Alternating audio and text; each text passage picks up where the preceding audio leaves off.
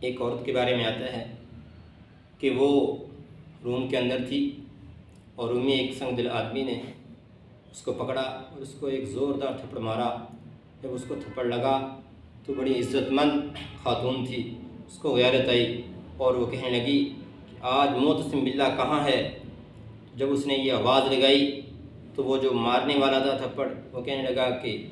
دیکھو یہ کتنی بیوقوف عورت ہے کہ اتنی دور بادشاہ معتصم باللہ اور یہ یہاں پہ اس کو پکار رہی ہے، اس کی بادشاہ پکار کہاں سنے گا؟ تو وہ ہنسنے لگا اور مذاق اڑانے لگا۔ بالآخر وہ بیچاری ان کے پاس قید ہو گئی، ان کے قلعے کے اندر قید ہو گئی، اور کسی نہ کسی طریقے سے یہ خبر کہ ایک عورت نے مجھے پکارا ہے معتصم باللہ تک پہنچ گئی۔ جب اس کو یہ خبر پہنچی تو اس نے مخبر سے یہ کہا کہ مجھے یہ بتاؤ کہ وہ عورت کس جگہ پہ ہے۔ ان کو خبر ہوئی کہ یہ رومیوں کی قلعہ کے اندر بند ہے، اس کے اندر قید ہے۔ جب ان کو پتہ چلا تو اس وقت معتصم باللہ نے یہ نہیں کہا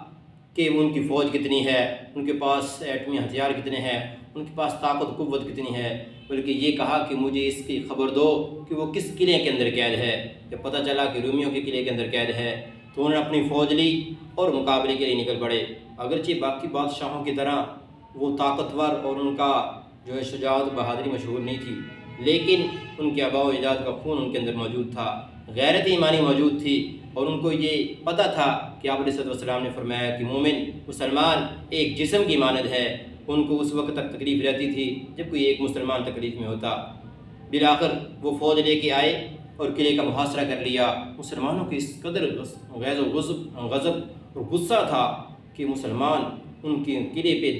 دوڑ آئے، اور جب ان کو پتہ چلا کہ مسلمان بڑے غصے میں ہے تو انہوں نے اس وقت اپنے قلعے کو چھوڑا اور اس عورت کو بھی آزاد کر دیا، اور اس آدمی کو جس نے تھپڑ مارا تھا جب ان کو ان کے سامنے پیش کیا گیا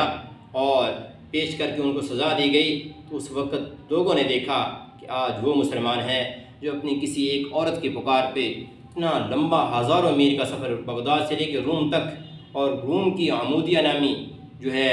بستی اور شہر، اس کے اندر انہوں نے اپنے ایک آزاد عورت کو آزاد کروایا ہے۔ تو مسلمانوں کو اس وقت پتہ چلا کہ واقعی غیرت ایمانی باقی ہے۔ ایک آج کے حکمران ہے کہ غزہ کے بچے ہمیں پکار رہے ہیں، غزہ کے ڈاکٹر ہمیں پکار رہے ہیں، غزہ کی مظلوم عورتیں ہمیں پکار رہی ہیں، لیکن آج ہم غفلت کی نیند سو کے بیٹھے ہوئے ہیں، غفلت کی نیند اور غفلت کی چادر اوڑھ کے بیٹھے ہوئے ہیں۔ ہمیں چاہیے کہ ہم ان اکابر کو اور اپنے مسلمانوں کی شان کو دیکھیں اور ان مظلوموں کی مدد کے لیے پہنچیں۔ اللہ رب العزت سے دعا ہے اللہ تعالی ہمیں ان کی مدد کرنے کی توفیق عطا فرمائے۔